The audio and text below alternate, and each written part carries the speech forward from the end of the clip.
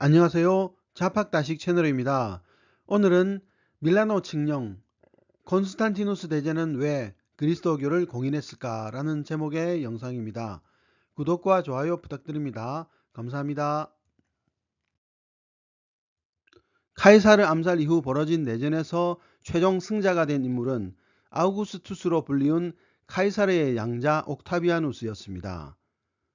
그는 이후 44년 동안 통치하면서 로마가 제국으로 발전하는 기틀을 놓았습니다. 덕분에 옥타비아누스 이래 약 2세기 동안 로마 제국은 번영을 누렸고 로마 문명은 지중해를 넘어 사방으로 영향력을 넓혀갔습니다. 특히 오현제 시대에는 영토를 라인강과 다뉴브강을 자연 국경선으로 획정할 정도로 확장되었습니다.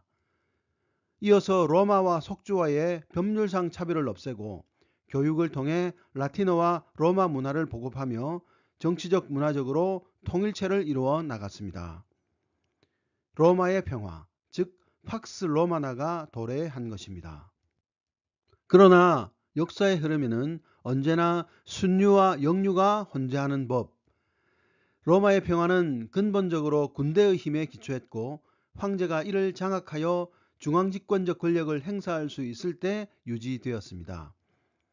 그런데 180년 마르쿠스 아우렐리우스 황제를 끝으로 오현제 시대가 막을 내리면서 황제권은 약화되었고 군부의 입김이 세워졌습니다. 군인이 정치에 개입하며 자기들끼리 황위정탈전을 벌였고 불과 반세기 동안 26명의 황제가 교체되는 군인 황제 시대가 도래했습니다. 대내외적으로 제국의 통치체제에 깊은 균열이 생겼습니다.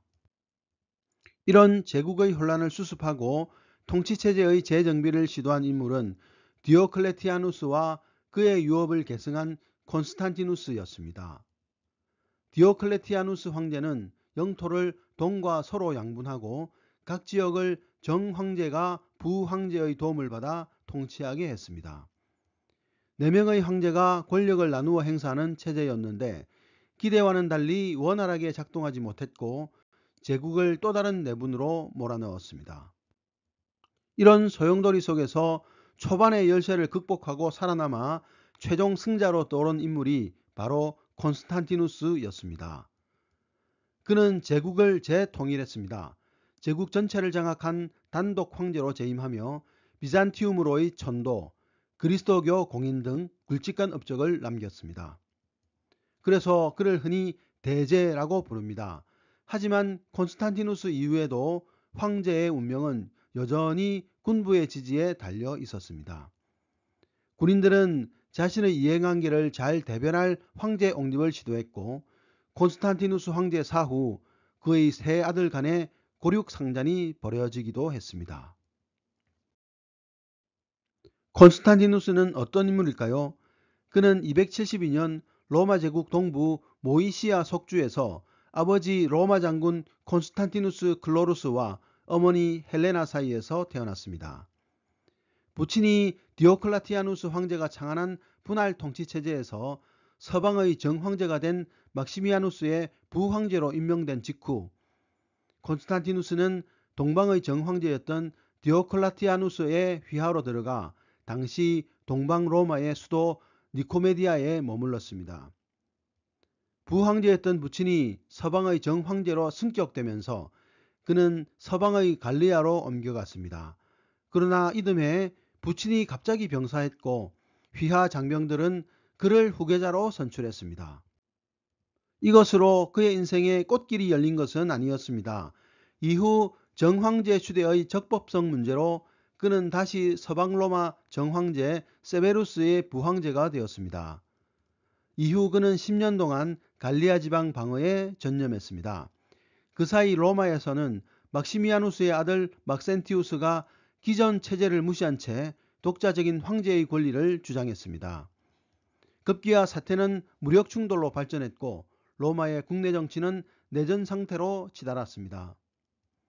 312년 콘스탄티누스는 휘하의 군단을 이끌고 알프스를 넘어 로마로 진격했고 로마 인근 티베르강 밀비우스 다리에서 막센티우스 군과 마주쳤습니다.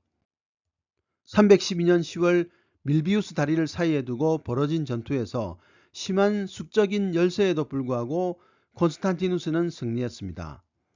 이 승리로 인해 단기적으로는 서방 로마의 유일한 정황제가 되었습니다. 장기적으로는 324년 동방 황제 리키니우스와의 아드리아노플 결전에서 승리하며 로마 전체의 단독 황제가 되었습니다. 하지만 그가 세계사에 이름을 남긴 진정한 이유는 여기에 있지 않았습니다. 바로 그리스도교 신앙을 공식적으로 인정한 데 있었습니다. 그렇다면 그는 왜 그동안 제국이 탄압해온 그리스도교를 공인했을까요? 여러 가지 설명이 있으나 두 가지로 압축할 수 있겠습니다. 그가 신실한 기독교인이었기 때문이라는 견해와 제국의 상황을 자신에게 유리하게 이용하려는 의도라는 견해가 있습니다. 개인 신앙적으로 보면 그의 모친 헬레나는 나중에 성녀로 추앙될 정도로 신앙이 깊었기에 그가 모친의 영향을 받았으리라 짐작할 수 있습니다. 또 하나 절대적인 다른 이유는 밀비우스 다리 전투 전에 콘스탄티누스가 꿈을 꾸었는데 꿈에 예수 그리스도를 보고 꿈에서 본 십자가 문양을 방패에 넣어서 승리했다는 것입니다. 그러나 이에 의문이 들기도 합니다. 밀라노 칙령 이후 그가 황실 가족들에게 자행한 잔혹한 행위나 그가 죽기 직전에 세례를 받았다는 점입니다. 과연 그는 진정한 그리스도인이었을까요? 그의 개인적 신앙보다는 당시 현실에 대한 인식과 정치적 계산 때문에 공인했다는 견해도 있습니다. 3세기 말에서 4세기 초에 이르면 그리스도교는 로마 사회 내부에 상당한 영향력을 발휘할 정도로 세력이 성장합니다. 지속적인 탄압 속에서도 그리스도교로 개종하는 로마인의 숫자는 빠르게 늘어났고 그 계층도 하층 노예부터 시작해서 상층 귀족까지 다양했습니다. 또한 사치와 방탕이 심했던 당시 그리스도인들의 윤리적이고 경건한 생활 태도가 제국을 정신적으로 재생시키는 개혁 사상으로 인식되었습니다. 이를 인식한 콘스탄티누스 황제가 그리스도교를 자신의 협력 세력으로 활용하고자 공인했다는 견해입니다. 그렇다면 그리스도교가 어떻게 로마 제국의 중요 종교가 될 수 있었을까요? 유대교의 뿌리를 둔 기독교는 예수 그리스도의 가르침으로 시작되어 30년경 유대 갈릴리 유대인들에게 전파되었습니다. 이후 사도 바울의 전도 여행과 교리 정립을 통해 2에서 3세기에 이르러 지중해 세계에 널리 전파되었습니다.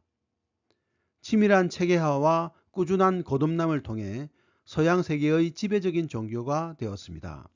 물론 성장 과정에서 네로 황제 등으로부터 심한 박해를 받기도 했습니다.